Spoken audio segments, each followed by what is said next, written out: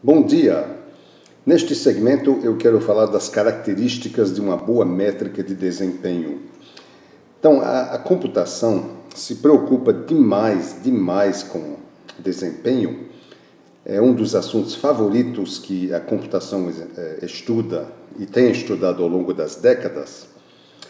E por isso a gente tem uma grande variedade de métricas que podemos usar para representar o desempenho de um sistema. A gente vai falar de algumas delas mais na frente.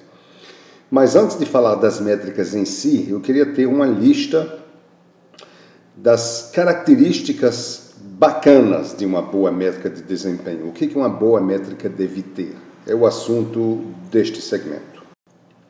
A primeira característica é a linearidade. Uma métrica, idealmente, seria linearmente proporcional à performance. Quer dizer que, se houver uma mudança da métrica por uma certa razão, digamos por uma razão de 2, a métrica muda num fator de 2. Então, o desempenho deveria estar mudando na mesma razão. É isso que quero falar aqui, que eu quero dizer aqui com razão. Eu quero que a métrica acompanhe linearmente a mudança de desempenho entre sistemas ou entre alternativas que a gente esteja comparando. A linearidade deixa a métrica muito mais aceitável para as pessoas. Por exemplo, se você compra um computador que diz que é 3 vezes mais rápido do que outro, você está esperando que o tempo de execução de uma tarefa seja 1/3. Então, quando as coisas são linearmente relacionadas dessa forma, as pessoas aceitam mais, têm mais a intuição funciona melhor sobre o que a métrica quer dizer.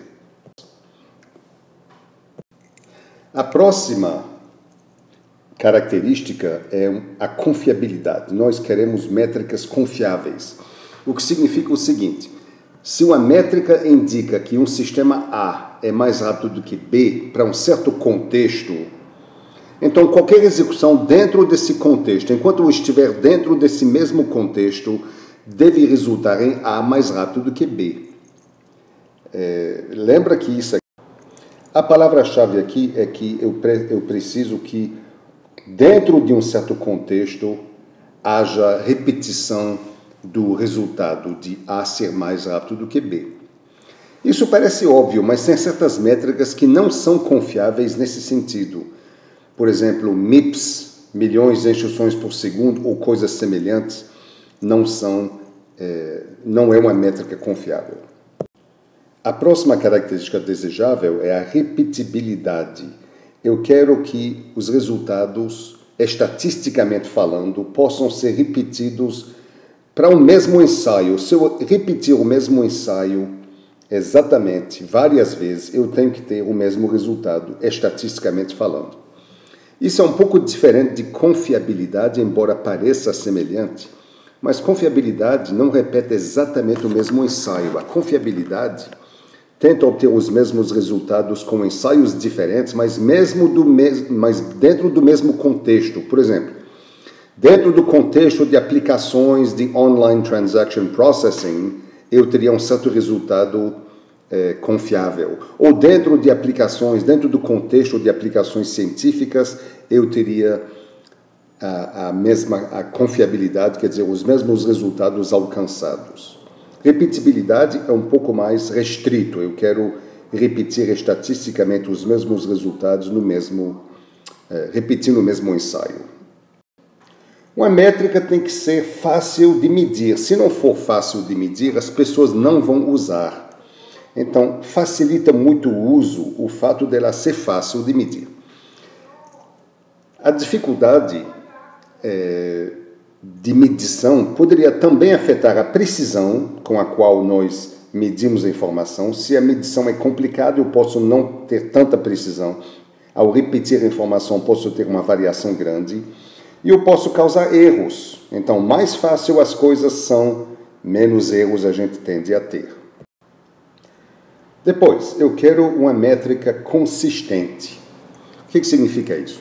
Significa que a unidade da métrica e a definição precisa da métrica são as mesmas em sistemas diferentes, em configurações diferentes do mesmo sistema, de tal forma que eu poderei realizar comparações do sistema. Se eu não tiver consistência, eu tenho dificuldade de comparar, de realizar comparações de sistemas, porque a unidade pode ser diferente, a definição precisa pode ser diferente. Então, mais uma vez, MIPS, milhões de instruções por segundo, ou milhões de floating point operations, megaflops, ou gigaflops, ou teraflops, ou petaflops, essas coisas são meio complicadas, não são consistentes, porque a própria definição do que é uma instrução, do que é uma operação de ponto flutuante, não é clara. Então, sem clareza na métrica, eu não tenho uma métrica consistente.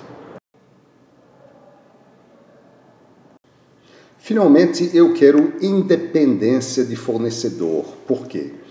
Porque essas métricas das quais estamos falando, elas começam a ser usadas em benchmarks.